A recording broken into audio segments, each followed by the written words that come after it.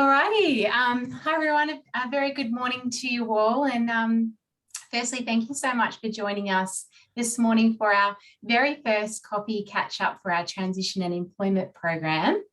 And as you may know, my name's Elise Stevens, and I'm one of the very passionate transition and engagement officers, along with Anthony, Colleen and Luke in our team at Fortem Australia. And in our first series of virtual events for the program, we have an amazing lineup of guest speakers who are all former first responders.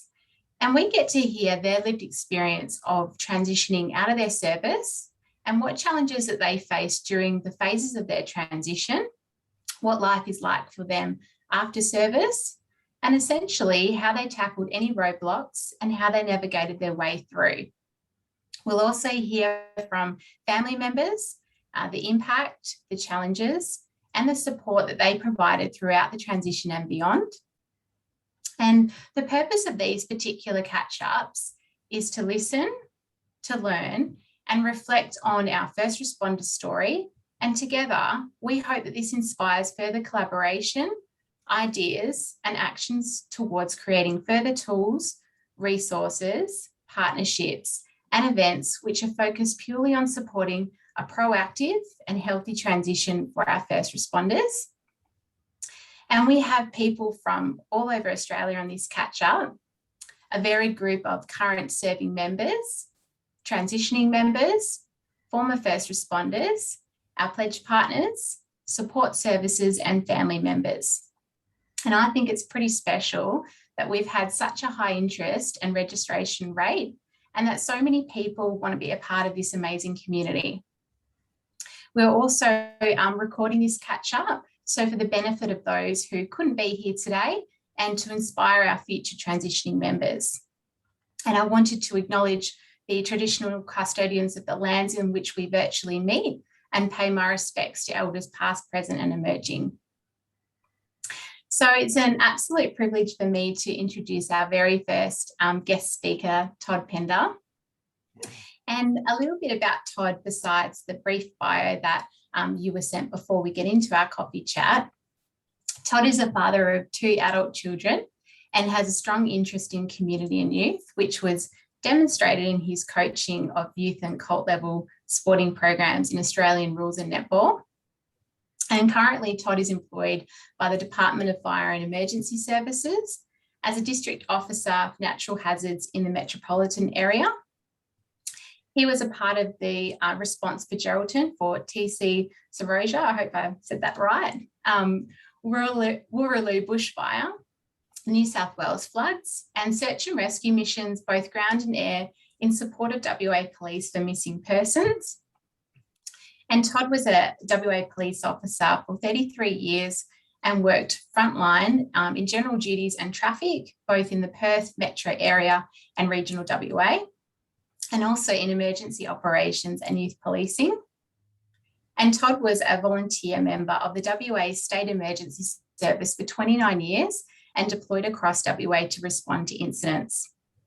And I think that we can all agree that Todd has given so much to our communities over the years. And I can also say that I was very fortunate to be working in his team when I was a WA police officer, but we won't go into those stories. So I'm going to ask Todd a series of questions, and for you all, feel free to write any comments in the chat box as we go. My colleagues Luke and Colleen are going to help me with the chat box. And also, if there's any burning questions while you're listening to Todd, or you would like to add in your own reflections, please just raise your virtual hand for me. And because we really want this to be as interactive as we can and for everyone to get the most out of our chat. So after all that, Todd, thank you so much for being our guest this morning and for starting super early for us. Yes. And so I'm just going to take you back now to the moment that you decided to leave the police. What was it that you found most helpful in taking that step to transition? Yeah, thanks, Elise, and thanks for the kind words for that intro. For anybody that works with Elise, I'm happy to do a sealed section later on about your exploits as a WA police officer. Yeah, thank you. Elise and everybody else, thanks for the opportunity to talk to all of you this morning. The decision to leave WA Police, whilst it didn't come easily towards, when I was ready to make the decision, and I think that was part of the key. I was really open to opportunities. It actually came very easily. I'd actually probably been preparing myself for that transition probably for even 12 years. As you mentioned, I was a volunteer with the State Emergency Service.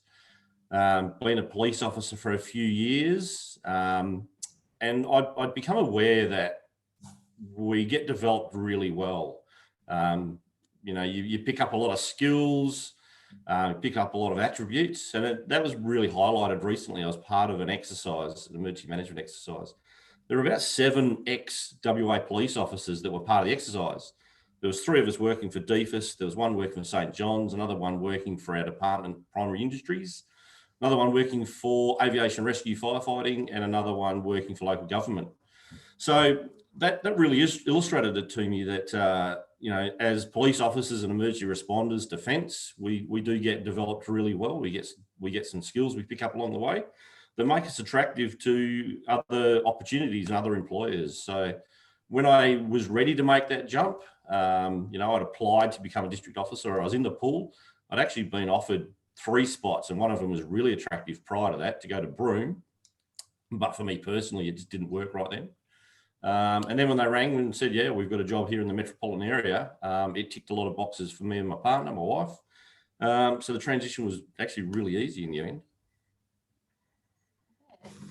And with that, did you have, you mentioned with your wife, but did you have other support networks in place?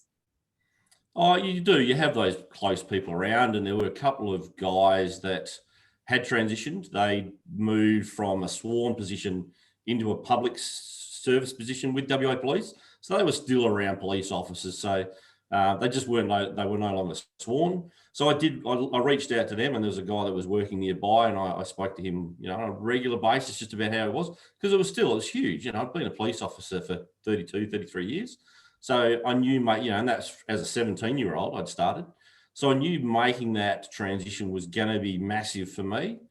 So yeah, I did reach out to some people like that. I didn't probably speak to too many close family friends and family. They were all pretty surprised when I made the announcement.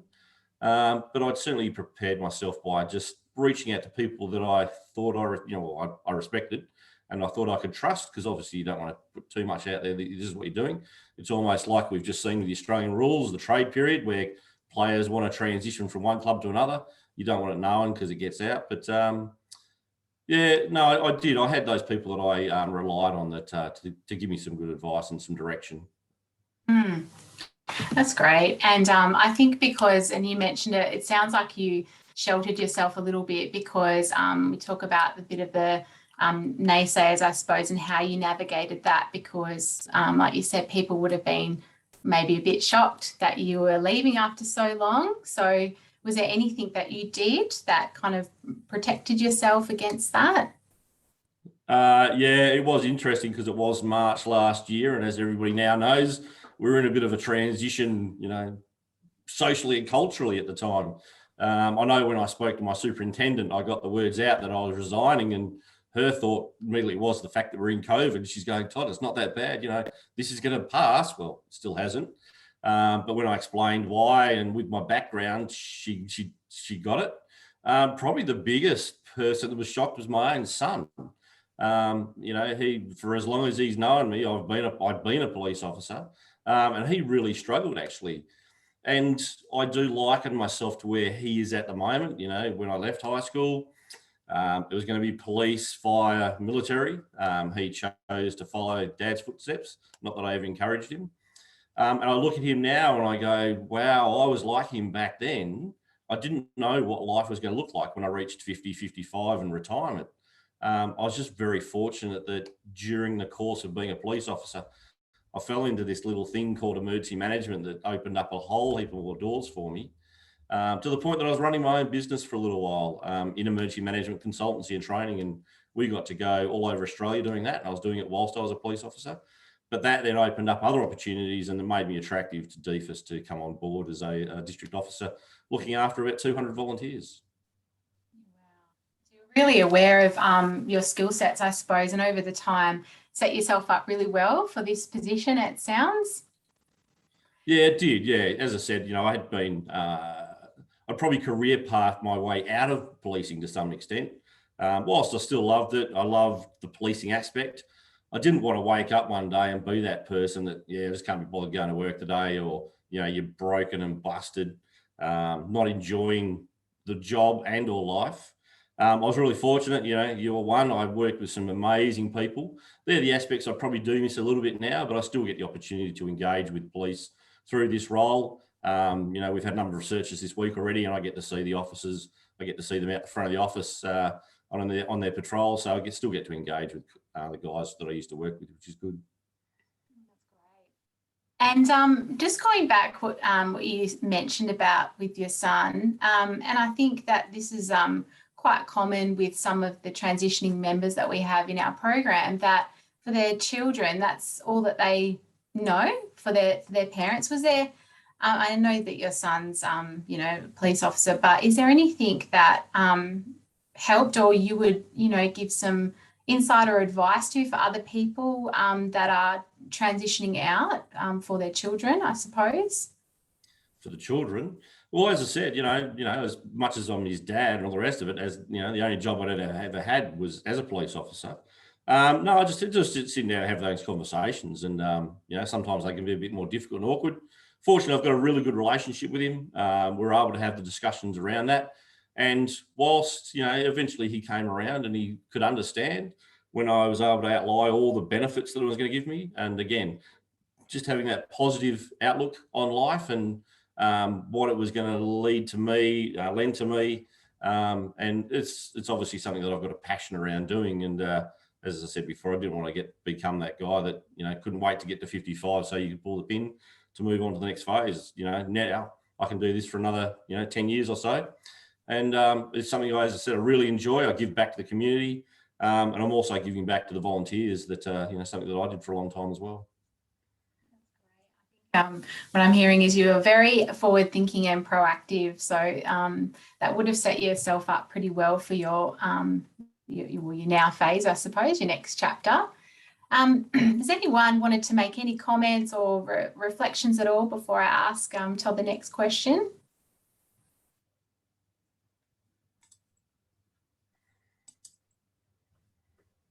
All right. So what about with the challenges? What do you think that helped you to get where you are now and help you to grow? It's an interesting question. I did think about that for a little bit. And I'll be quite honest, I did reach out, through social media. We've got groups, and there is one, retired police officers. So I did actually reach out to them just to get some different points of view, because I don't profess to be an expert in this sort of stuff, or have got it right. And this is just what worked for me. So I did reach out to them, and I got varied comments, everything from go cold turkey and do nothing for 3 months once you finish.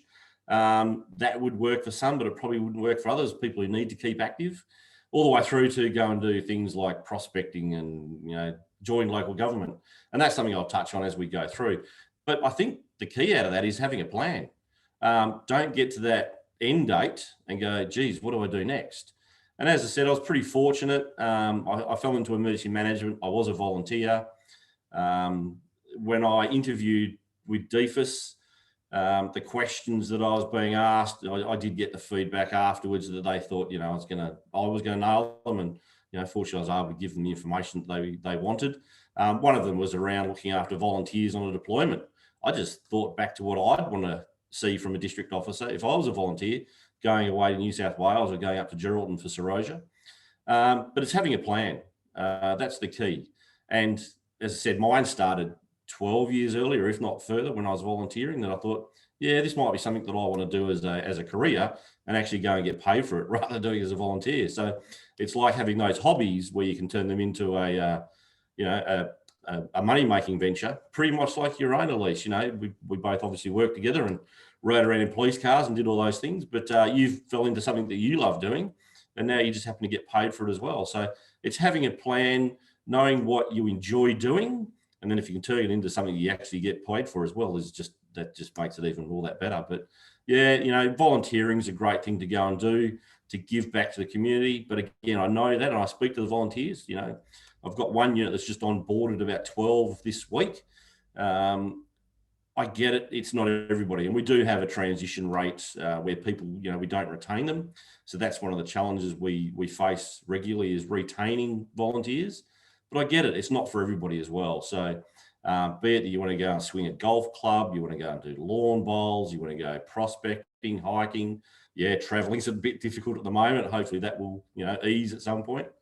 But just having a plan.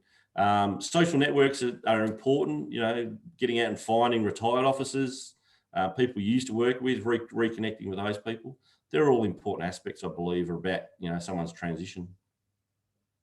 Great. I love that, because that's one of our fundamentals in our transition employment program, is about having that plan. So just listening to that in your story, it's going to really help a lot, because you can clearly see from your, 10, 12 years ago when you were in that, pre-contemplation stage to even now, you've had quite a plan, and you've really equipped yourself well throughout the time. So thanks for sharing that.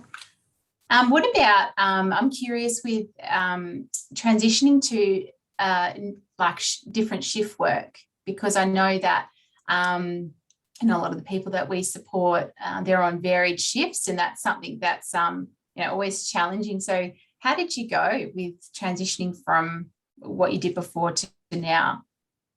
Yeah, mate, I was pretty fortunate. My wife did share with me. She said, you've probably got about 30 years worth of sleep you're catching up on. And it seemed like I was doing it all of that in 6 months. No, I probably did have some pretty bad sleep habits. Just with the shift work, you probably can recall some of that. What those shifts were like. So yeah, and that was part of, when the retired officer shared about doing nothing for 3 months, that was a part of resetting your body. I wouldn't recommend just sitting on a couch for 3 months, but yeah, just getting rid of those bad habits that you've got around sleep, and, get back to a little bit normalized hours. But make sure you don't do it the wrong way through medication and, drugs, alcohol, whatever else be. Fortunately, I didn't touch any of those, didn't need to. It was just about letting your body just get some rest, but also maintaining some exercise.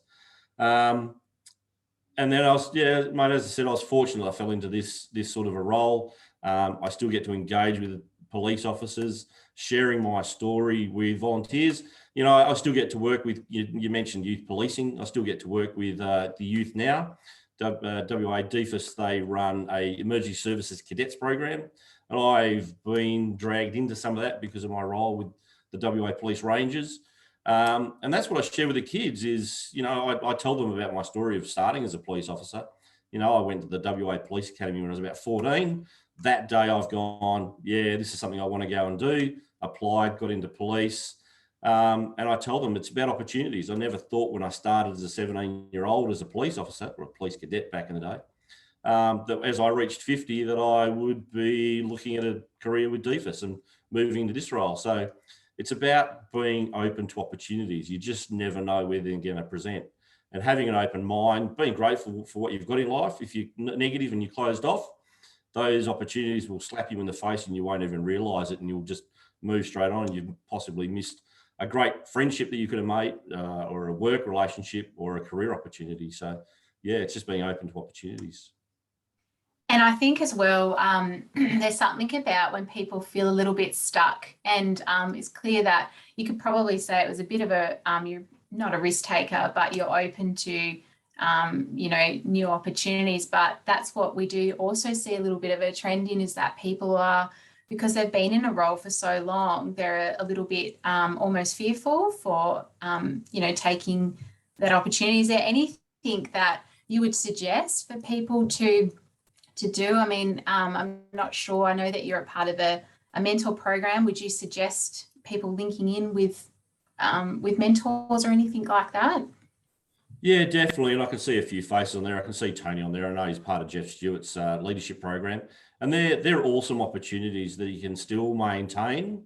But importantly, I had a volunteer that she'd been part of a unit for about 10 years, and she was telling me she was resigning. And when I asked why, and they responded the fact that they didn't get anything from volunteering anymore. And I kind of figure at some point you actually need to start giving back. And, you know, I can see a lot of seasoned faces on here, a little bit like myself, you know, where you give back to others and you take those opportunities. But no, I was just really lucky. I was mentally prepared to make the transition. It was a huge leap, you know, because the opportunity that was provided to me is I was actually on contract. So I had 2 years. I had a number of criteria that I had to meet. So there was no guarantee of having a job at the end of all this. Whilst I was pretty confident, you don't want to, you know, be too overconfident and then stuff things up. But yeah, that aspect, you know, I wasn't going anywhere as a copper as far as I wasn't going to get chucked out or anything. I wasn't about to have to get sacked or leave or whatever else. But you know, it was still a huge gamble on my part, because if this didn't work out, I didn't know what the next phase was going to look like. So yeah, it's just, as you talked about before, I did reach out to those people that I trusted. They gave me good information. You know, they didn't just pat me on the back and say, yeah, you'll be right and you'll be awesome, Todd. There were a lot of factors I had to consider around this. And yeah, I was ready to make the leap and see what was going to come from it, but just throw everything at it and make sure I did the best that I could. So great. You're very inspiring, because there is a lot of people that, you know, I suppose when you're in a position like police or other services, there is that sense of security. And we do see that a lot, that, you know, when you do go into the corporate world or I suppose non-for-profit space, you do take that risk of, you know, roles like you said in contract work. And there's a lot of anxiety around that. If you've been in a role, and especially if you're the main breadwinner, I suppose, for your family, there's, I don't know, there's that the fear or expectations, or that you might even set on yourself that you need to earn so much. And I know that from other members, that's one thing that they say, I really need to find a secure role, at least for me to be able to transition out. So I hope from them listening to you that, you know, of your story, that might help them maybe, you know, have a look at that and get maybe some confidence in taking the risk, maybe. Yeah, So as I said before, you know, that exercise I was part of, and there was about 7 ex-police officers in the group. The same thing applies through fire, rescue, ambulance, and military. As I said before, you get some really good skills that make you attractive to other employers. And I'm finding that I'm blown away by the number of ex-WA police officers that work for DFIS, for example. And, you know, I kind of reflected on it, and I said, is that an indictment on WA police for the fact they, or is it a compliment? You know, is a compliment as the fact that they train us up to a really high level that make us attractive to other agencies? Or is it an indictment that their retention ability is diminished and they don't do enough or provide enough to try and keep experienced officers they put a lot of work into? So, yeah, I don't know what the answer is around that. I'm just really fortunate that, yeah, I got some great opportunities from some supervisors that I work for.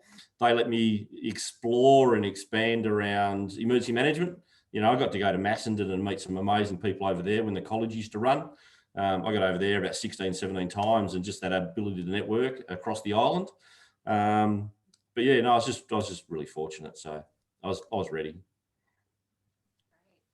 So we have a few questions that's come in through the chat. So Tony, if you are okay to, would you like to unmute yourself and ask your question for Todd? Sure. Morning, Todd. Hey, Tony. My question, your transition was voluntary as far as I can gather. Yes. I have some transition experience, but not this international commercial career, rather than first responders. Yep. But my question really was, do you have any advice for members who are required to transition involuntarily for whatever reasons, be it mental health or performance or whatever? Those sorts of events in people's lives are traumatic. And I'm just interested to know, from your perspective, what help a good transition support network should offer to people who face those sorts of circumstances. Yeah, sure. Thanks, Tony. Good question. Yeah, I was very fortunate that I wasn't put into that position, and obviously an involuntary transition can come about number of different ways, through health or, as you said, performance and the like. So if an organisation who works with people in that position, just knowing what services are out there, obviously mental health is a big one. So knowing who you can reach out to. I've referred a few people to Volunteering WA that we've got here in WA. They can set people up, they can work with individuals and work out what it is they might like to get to. Whilst you talk about what can organisations offer to the individual, there is a fair bit of onus on that individual as well, as making sure you've got good support networks. Identifying within yourself, and unfortunately this takes a bit of work, but what your interests are, not just fully committing yourself to this job that you love, that, let's face it, in some cases, in blink of an eyelid, they're quite happy to get rid of you and then replace you with somebody else. But yeah, just sometimes it's just being that shoulder or that ear that the person can reach out to as they try and manage their own transition. So, and that relates back to police officers would get this, where you turn up at the doorstep and there's some traumatic event.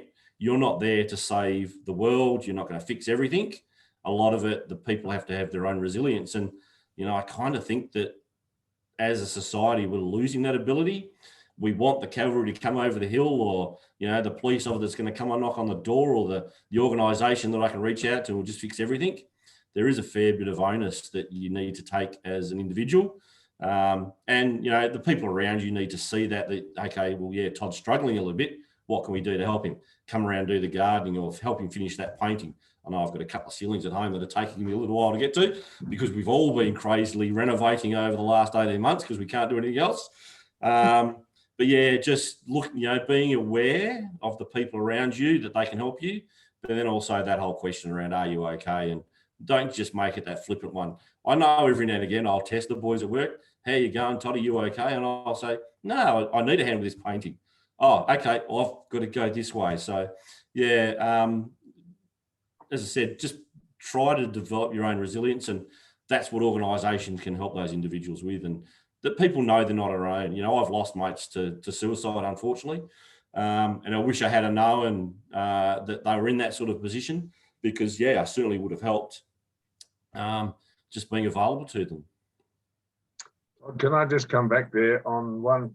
I have a son who is currently with the AFP, but he did his time with WAPOL. Yep.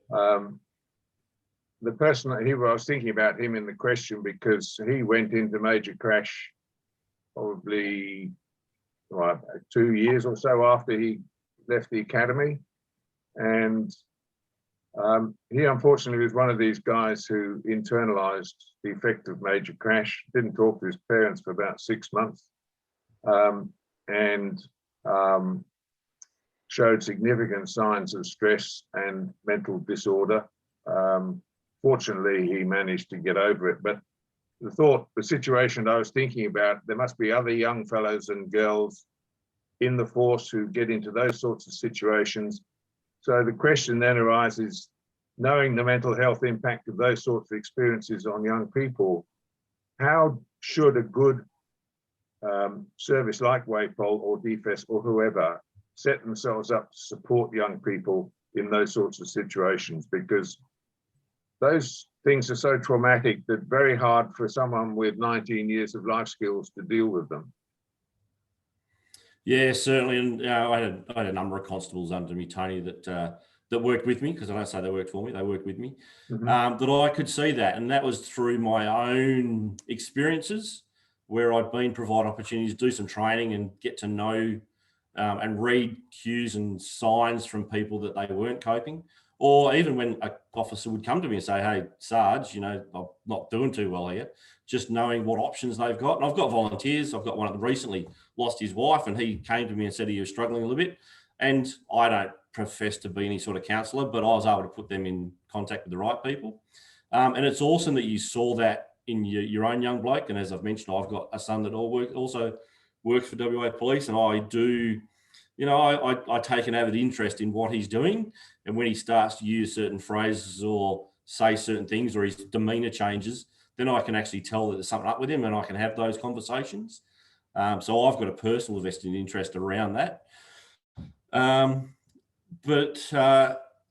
it's knowing yourself, it's having the people around you that are key. Unfortunately, you know, I don't want to bag out WA Police, but they probably are still learning around that space. I was pretty blown away when I got to DFIS. I was actually running a search for our serving police officer, funnily enough. I was working with WA Police looking for a police officer who, you know, he lost the plot a little bit. I actually knew him really well. And that fed out to a couple of volunteers. And within about 30 minutes, I actually had the DFIS wellness people ringing me asking, are you okay running the search? Do we need to get someone in there because you're personally vested? I was on the phone, I was going, no, I'm good with this. I actually want to look for Graham, and you know, I want to be part of the team that actually go and find him. Well, we did ultimately find him. He's fine. He was a bit embarrassed about it, but yeah, it's just knowing the services that are out there, keeping in touch with people, making sure you've got those connections, having those support networks, and it's fantastic that you can do that for your son. And I thank all the guys and girls out there, the women and men that go out and do those roles, because I know they're not easy, and particularly roles like major crash. It's making sure you don't spend too long there too. And that's on agencies to make sure they don't leave people in there too long, because it does really start to mentally scare you. I was pretty fortunate. Yeah, when a lot of traumatic events like that. And I didn't tend to hang on to too much of it when I finished the job and moved on. So that really does come down to the individual, again, being pretty resilient and able to manage their own space, I guess. And that's a huge challenge for organisations, is that psychological testing and making sure they get the right people, because as we've seen, they don't always get it right, and that's just difficult. I have to say that having observed the operation of WAPOL for the best part of 25 years, I have to say I think they do a fantastic job, and anyone who survives 30 years in WAPOL is obviously very resilient and more than competent. Elise, I just wanted to raise the question to help you decide within Fortem what sort of services you need to, how you need to design your backup and services for transitioning members. So I'll butt out now and let somebody else have a go. Thanks, Tony. But what I really loved about that, Todd, was when you were talking about DFES and that proactive approach, and it sounds like they're very personable as well, because I do know from my time at WAPOL, and even my friends that are still in it now, they still get those regular just emails of once they attend a serious incident, and it's a standard email. And I think sometimes they still say to me that they would wish that was a little bit more than that. So thanks for sharing that. It's good to know that there's a proactive approach that they have at DFES. So, yeah, I mean, without butting in, I do want to bag out WA Police, but my experience was probably the other end of the spectrum. You know, attend a few fatals, and 6 months later, you might get an email to say, "Are you okay?" And that was it. All the way through to from supervisors. We've had a night of chaos, and there's a murder, and the boys have got some blood on them, and there was all those sorts of issues. Caught the crook. He was more interested in telling me about the whiteboard that he put up the day prior. So the checking on you psychologically, my experience with WA Police wasn't great. I know they've got better after 33 years. But as I said, my transition to DFIS, and I'm getting a phone call saying, "You okay running this search?" I've gone, "Yeah, mate, I got this." So, but yeah, that's just my experience, and others will have different too. Thank you. And I think on the call, I can see a lot of people nodding in that. And I think at the end of the day, it's a really good discussion, because this is what's helping us with those gaps, and being proactive, I suppose, in supporting people that still in the job, and then also that healthy transition in future. Yeah. So James and Emma, I can see you've got your hand raised there. Would you like to ask your question? Not so much a question. G'day, I'm James and Emma. We're ambassadors for Fortem, as well as under Elisa's awesome guidage through our journey. To answer a lot of those questions is there's one organisation you can refer to, and we all know it because we're on this Fortem. Whenever I see the young ones at work struggling, they don't even know about Fortem. Yeah. So it's an easy organisation because the way this website's designed and peak Fortem, et cetera, and, you know, like last night I used it myself at 4 a.m. when I couldn't sleep. I used some peak Fortem tools. So that's really, really just one easy way, because I'm still active paramedic in New South Wales, and they've come a long way, but they certainly still fall well short of what's needed and what's expected, especially, you know, like say the Canadian Fire Brigade and how they run their return to works, etc. So I'm just letting you know that that tool is so important, and that resource and the whole of Fortem, not even in this transitioning, but their whole approach to well-being for the first responders and you know, just as important, the first responder family. Thanks. Thanks, James. No, mate, it's certainly one that I'll be keeping in my my toolbox to refer people onto for sure. And if anyone, not being a seller here, but if anyone hasn't gone onto the website, all the resources are on there under Peak Fortem or the library. So like James, you know, feel free to share along because there's some really, really great tools on there. I've got another question here. Micah, I hope I've said that right. Are you comfortable to ask your question? Yeah, sure am. Yeah, you got it right. So Micah from Bunnings in WA, Todd. Just a quick question. I suppose this kind of ties into Tony's question around helping and supporting that transition. From the, I suppose, prospective employer's side, what can we sort of do to, I suppose, help that transition? There's obviously so much we can do, but in your opinion, what would probably help you if you were sort of doing a transition again? Oh, vouchers for Bunnings, but no, mate. Yeah, as I said, you know, first responders in general, I won't just focus on police, first responders and defence. Yeah, you know, you develop elements of discipline, you're motivated, you obviously want to help people. You've got community engagement aspects, and there's some awesome opportunities there for employers, both in the private sector or public. And I've already alluded to that a couple of times. So I'm actually pretty sure Bunnings itself has even got ex-police officers that have reached senior management levels that are now working inside your corporate levels. So for employers just to consider those and, you know, to provide those opportunities to ex-serving members, you know, you're probably going to tap into some really knowledgeable people who can be relied upon. And I'll generalize this because I know there's always the other end of the spectrum who can't be relied upon because that's just in their nature. But in general, you know, to get into, you know, those sorts of agencies, it's not easy. So you've got to be competitive, but, you know, they develop elements of compassion and empathy. And they're the sort of people that you can really tap into and employ. And you're giving them another opportunity as well. So they've given a lot of service to the community. You're now going to provide them an opportunity and actually take on some really great individuals that will help you, you know, achieve your outcomes as a business as well. So yeah, just being open to those, and that's tapping into people like Fortem and saying, hey, well, we've got a role coming up for, you know, whatever in, you know, in Bunnings in WA or, you know, wherever else in the country with another agency.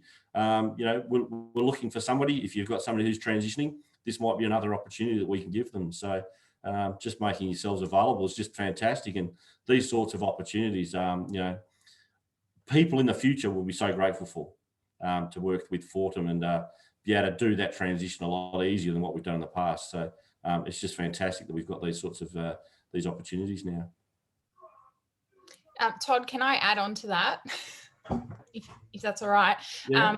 So a lot of us first responders have spent a lot of our lives working in that field, and we become very comfortable in that area. So Micah, when we're transitioning out,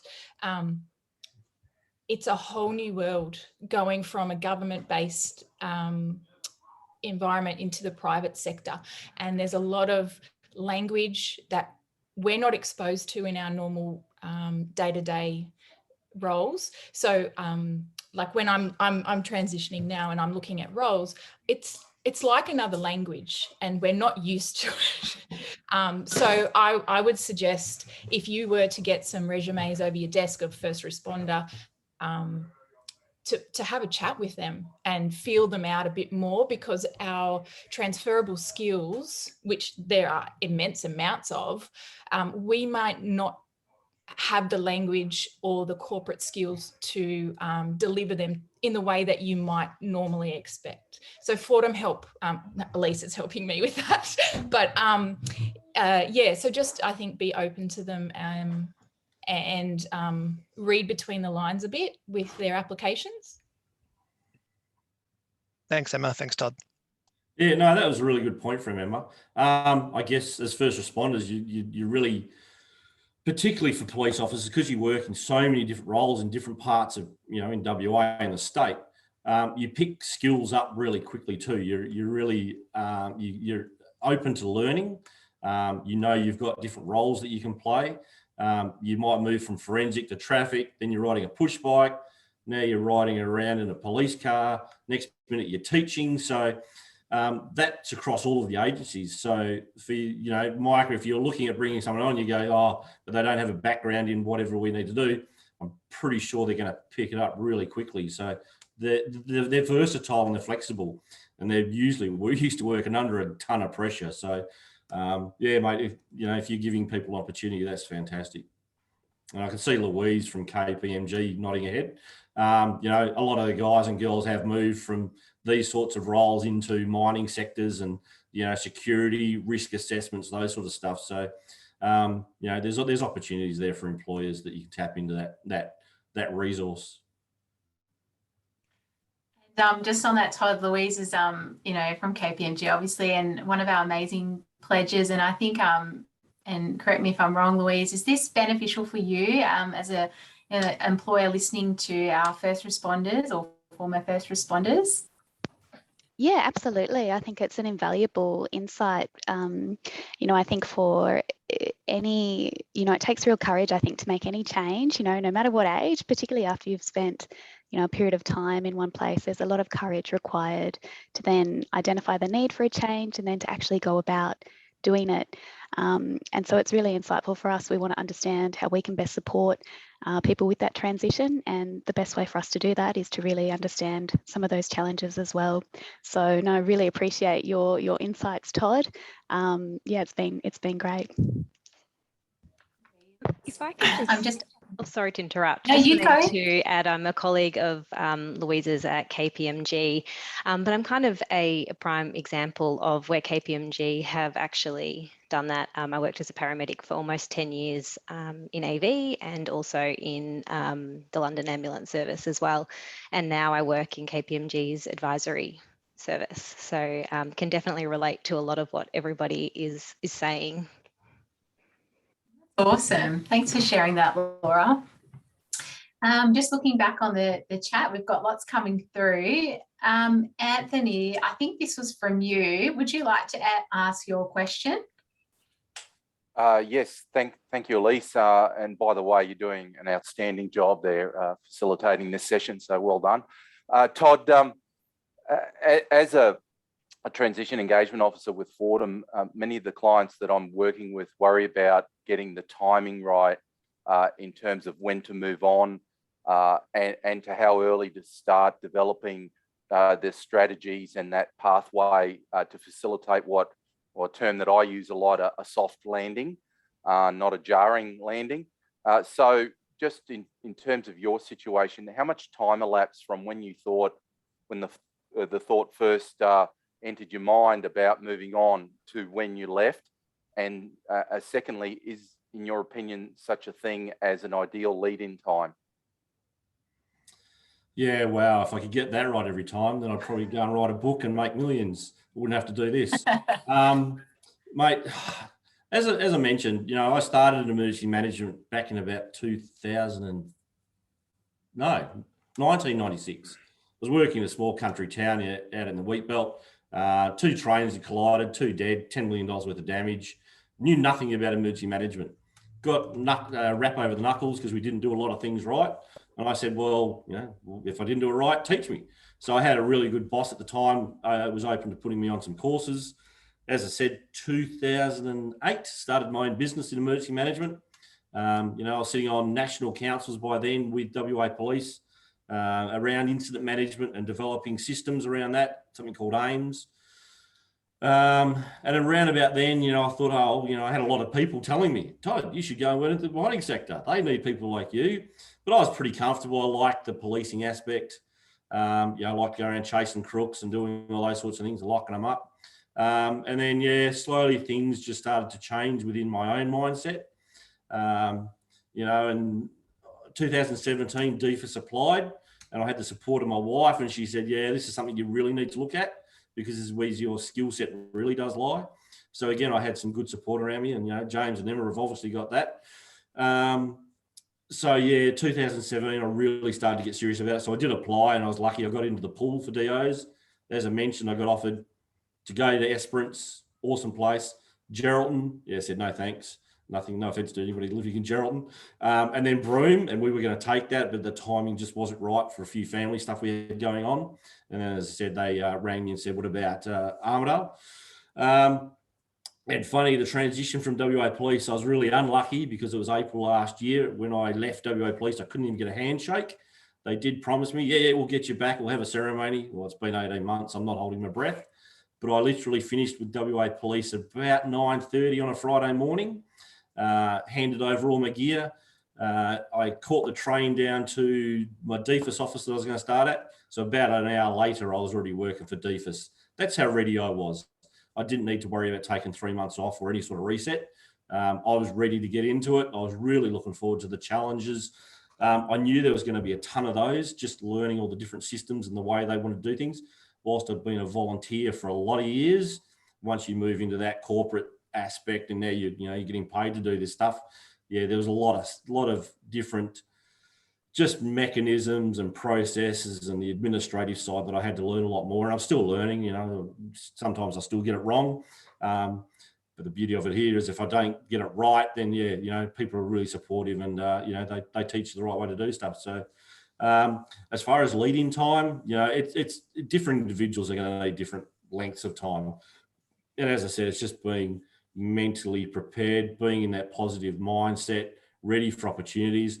You know, I did look at other jobs. You know, I ran an investigation in Esperance around airport security. And funnily enough, you know, the crew that are responsible for national air security, aviation security, actually offered me a job because I had the most experience around prosecutions than anybody else in the office. You know, so we had conversations around that. It just didn't transpire out the way that we all wanted. And I use the phrase a fair bit, you know, and it sounds a bit corny, but if it's meant to be, it will be. Esperance wasn't supposed to work. Broome wasn't supposed to work. Armidale was. So yeah, just if it was meant to be, it will be. And I didn't need to push my barrow around anything, but yeah, as I said, just being open to those opportunities when they come up. No, that's excellent. That kind of aligns with plenty of the things that I'm telling my clients, that there is no one size fits all approach to transition, and that each person's journey is their own journey. And some people like yourself were ready to go within an hour type of thing, and others it may be a 6-month you know, rollout phase. So yeah, no, thank you for that. That's right. Yeah, and it might be, you know, as somebody mentioned to me, it's that reset, taking 3 months off. That won't work for everybody. Sometimes it might take 6 or even 12. I know one of the boys from DFIS he's on 3 months long service leave. He's almost trialing his retirement before he actually has to commit to saying, yeah, this is time. And then, you know, slipping into volunteering or moving into local government. It's different roles are going to suit different people and what you want to do. So I love that, Todd, doing what you can to set yourself up for success. And again, what the theme that I heard was about that planning as well. So yeah, that was really good. I'm mindful of the time. We've only got about 9 minutes left. So keep your questions coming through if you want to. But I've got a change of direction in the questioning now, and that is, what is the best thing that has changed in your life since transitioning, and how has it positively impacted your family and friends? Well, as I said, almost immediately the wife noticed that I was sleeping a lot more and better, and she was a little bit annoyed at me because I was sleeping better than what she was. But that obviously helped our relationship as well. So, with no disrespect to what DFIS people do, it's the risk versus reward. I probably had good timing around leaving WA Police because I probably would have got involved in Operation Tide over here, which is the COVID operation. From what I hear, it's not the most exciting work at time, and I do like challenges. I was available more to family and friends. It wasn't the shift work around that and having to program social events. Having said that, we go on call. So it can be literally the phone ringing and all of a sudden I've got to disappear to New South Wales for a couple of days for a flood, or go to Geraldton pre-impact of Seroja for the cyclone. Or even recently we had a gentleman washed out of his car down in regional WA. So, I was on the road within an hour taking 6 volunteers to go and assist with the search. Excuse me. So there is still that aspect that I still have in my life where, the adrenaline starts pumping, but it's not the same as knocking on a door, going into a violent situation that I was used to. I'm very fortunate, I've got a great office I work in. So the guys and girls here are really supportive. I get to work with the volunteers still. So the health benefits have been there. I've got more flexibility around my life, I believe. And that's something that we were seeking. I think it will aid me ultimately when I make that last decision that, I'm tired of working. This is a step down from policing, with, again, no respect to DFIS and what we do. But it's that step down before then I transition into, again, what I do in the next phase of my life when I decide that I've had enough working and want to go and do whatever that might look like next. So, we're very fortunate, the wife and I, we're in a good financial position. So we're almost getting to the point that we don't have to work. And I know that's, that's a special thing to have because not everybody can be as fortunate at that. So that helps with our decision-making. It would be very difficult if I had a massive mortgage and debt and all the rest of it. But that's only happened through some personal circumstances in our lives with parents and that and inheritances. So, and working hard and putting money away, making good, we've got a financial planner. I'd recommend people do that, even if you've only got a small amount, knowing how you can get the most out of the money that you've worked hard to go and make and earn for the work you've gone and done for the community.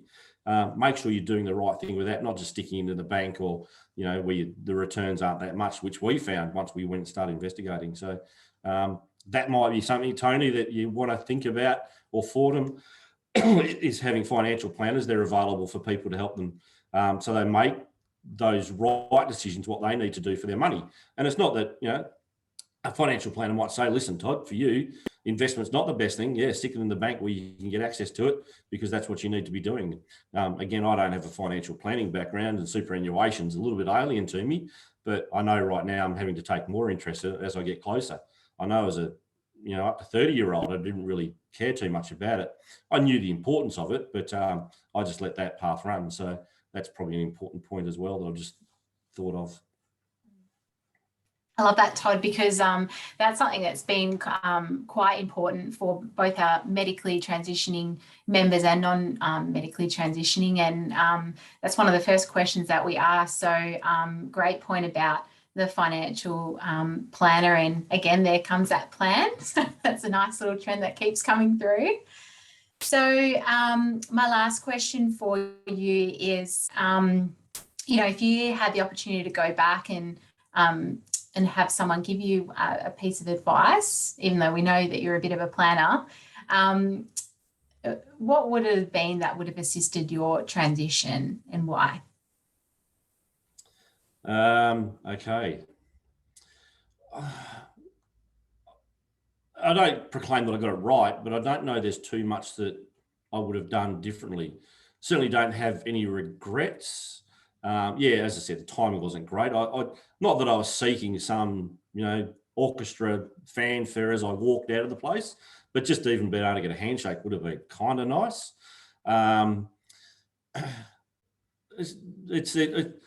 I guess if you're looking at it, I don't want to use my example as that's the blueprint, that's what's going to happen, but I can't really think there's too much that I wanted to change, because I was just really, really lucky, and I was just really grateful. So, and I know that's going to be different for others, and I wish everyone the best as they go down that journey, because it's not an easy path to tread, but it's just being mentally prepared. As I've mentioned, I certainly was.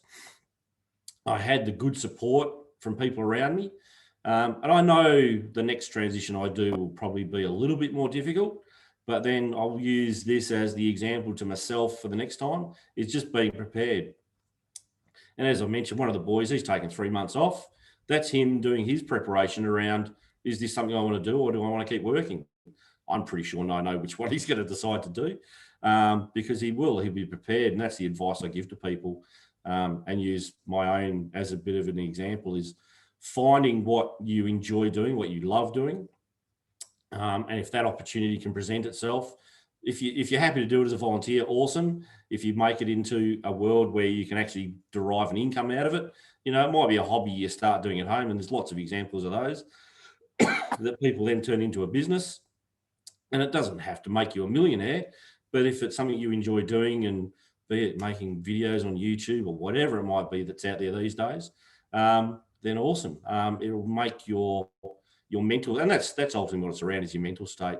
It's just making that easier for yourself, that you come out the other end as a complete person. And that's what we are, as I said, to my son and the people I used to work with, I'd always been a police officer, but I was still a person with a heartbeat somewhere underneath all of it. And that's what's important, that people understand that that when you come out of this, that you stay intact. And unfortunately, as we've talked about, mental health is a massive thing these days, and we need to look after each other. And these sorts of events will do that. So it's just fantastic what you and Fortem and the team are doing, and the people that get on there and also share as well. Yeah, I've got a fabulous team. I'm very lucky. But I think that's probably the end of our time. And I'm sorry for people. I couldn't get to everyone's questions, but I'm sure that maybe, if available, Todd could answer any questions if you wanted to flick it through, or maybe organise a catch up with Todd. But I'd really like to say thank you so much, Todd, for just being so honest and open and sharing your stories. And I reckon that everyone's got some pretty good takeaways and some real gems from today. And I also wanted to thank each of you for taking out your time in the day for coming along, and especially those from WA, that's 7 a.m. start. But I'm personally really excited about the future of our transition events and our program, and having guest speakers on various topics. So stay tuned for next month, because we'll be sending out those details soon. And of course, we really welcome any feedback or ideas from this catch up that you may have got. So please just don't hesitate to contact myself or one of my colleagues, Anthony, Colleen, or Luke, and provide your insights and ideas. So that's it for today. Thank you so much again, Todd. And Mark, I see your hand raised there. Did you want to say anything quickly before I cut us off? No, it was just to collect to say thanks. And to the pledge partners online, thank you very much. Appreciate your time too. Thanks so much, thanks, Todd. Thanks, everyone. And again, the recording will be available, so I can send it through if you wanted to view. Good luck, everybody. Thanks everyone. Have a great day. Thank you. Thank you.